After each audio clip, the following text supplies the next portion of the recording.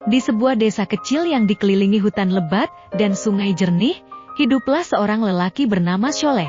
Dia dikenal sebagai orang yang baik hati, selalu membantu sesama dan mengajarkan nilai-nilai kebaikan kepada anak-anak di desanya. Di sisi lain desa, terdapat Atun, seorang pengusaha kaya yang tamak dan sangat berkuasa. Atun memiliki segalanya, tetapi hatinya dipenuhi dengan keserakahan dan keinginan untuk menguasai lebih banyak. Suatu ketika, Atun melihat tanah subur milik Sholeh yang terletak di tepi sungai. Tanah itu sangat berharga, dan Atun bertekad untuk memilikinya. Dia mendatangi Sholeh dengan tawaran menggiurkan, berusaha membujuknya untuk menjual tanah itu. Sholeh menolak dengan tegas. Tanah ini bukan hanya milikku, tetapi juga milik generasi mendatang. Aku tidak bisa menjualnya, kata Sholeh dengan suara mantap. Atun, yang tidak suka ditolak, merencanakan cara untuk mendapatkan tanah itu dengan paksa. Dia mulai menyebarkan fitnah tentang Sholeh, menciptakan kebencian di kalangan warga desa. Sholeh adalah orang yang egois, teriak Atun, berusaha memprovokasi warga. Mendengar fitnah tersebut, warga desa mulai ragu kepada Sholeh. Namun, Sholeh tetap tenang dan memilih untuk tidak membalas kebencian dengan kebencian.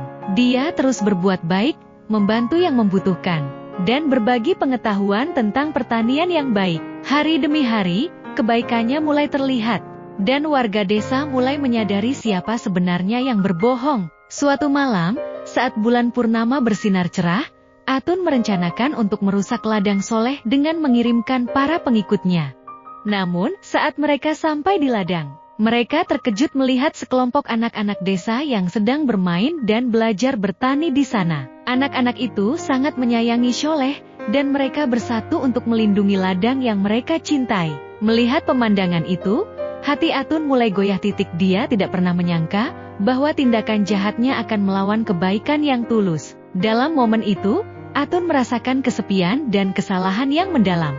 Dia menyadari bahwa kekayaan dan kekuasaan tidak ada artinya jika tidak ada cinta dan persahabatan. Akhirnya, Atun meminta maaf kepada Sholeh dan warga desa. Dengan kerendahan hati, dia mengakui kesalahannya dan berjanji untuk berubah. Sholeh, dengan hati yang besar, memaafkannya dan mengajaknya untuk bersama-sama membangun desa yang lebih baik. Sejak saat itu, Atun dan Sholeh bekerja sama, menggunakan kekayaan Atun untuk membantu warga desa dan mengembangkan pertanian. Desa itu pun berkembang pesat, menjadi tempat yang harmonis dan penuh kasih. Kebaikan Sholeh dan perubahan Atun menjadi pelajaran berharga bagi semua orang, bahwa cinta dan persahabatan selalu lebih kuat daripada keserakahan dan kebencian.